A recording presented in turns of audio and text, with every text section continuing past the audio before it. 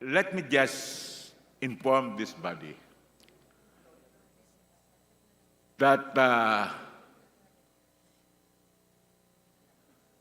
augmentation of any item of appropriation should come from savings.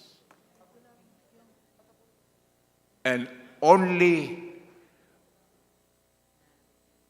appropriated amounts wherein there is a deficiency can be augmented. That is pursuant to the general provisions of the General Appropriations Act for 2022. Would the distinguished sponsor confirm that? Noted, Mr. Speaker.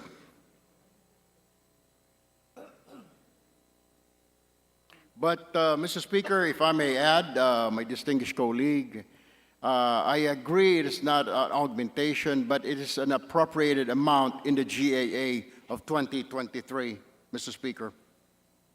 And As a special purpose fund. And what was that appropriated amount?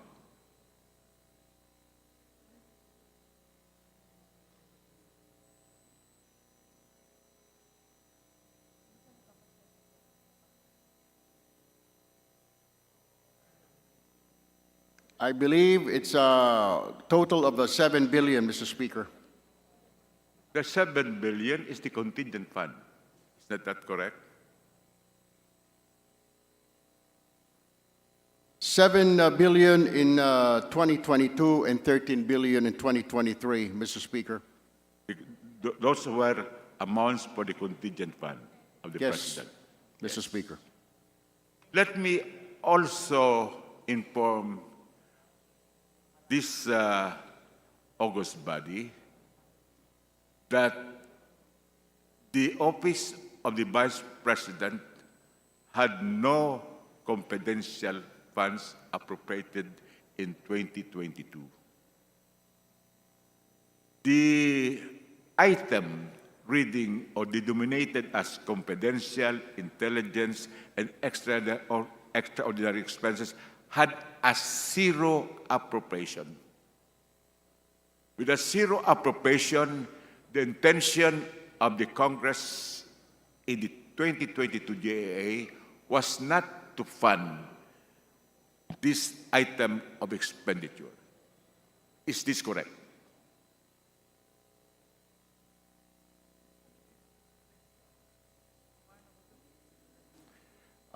Mr. Speaker, the Honorable Lagman is correct, but this is under the contingent fund, Mr. Speaker. Yes, we are talking about the contingent fund because the amount of 125,000 came from the contingent fund. And it is also correct that a zero appropriation, if we call it appropriation, cannot be augmented.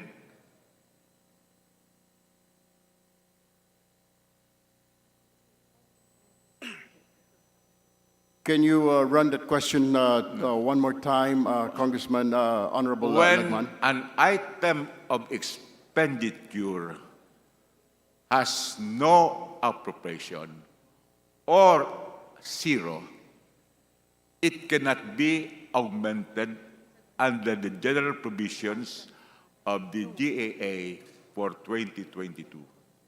Mr. Speaker, the contingent fund is a special purpose fund for new or urgent projects or activities. So the request of the Office of the Vice President came up after the GAA was approved, Mr. Speaker. Therefore, the Office of the President has to release funds because it was requested by the Office of the Vice President, Mr. Speaker. Unfortunately, Mr. Speaker, the distinguished sponsor does not answer my question. With that statement,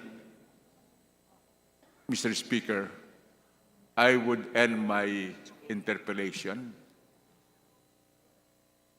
on the proposed budget of the Office of the President, and I would not ask any more questions because my questions are not properly answered or squarely answered by the distinguished sponsor.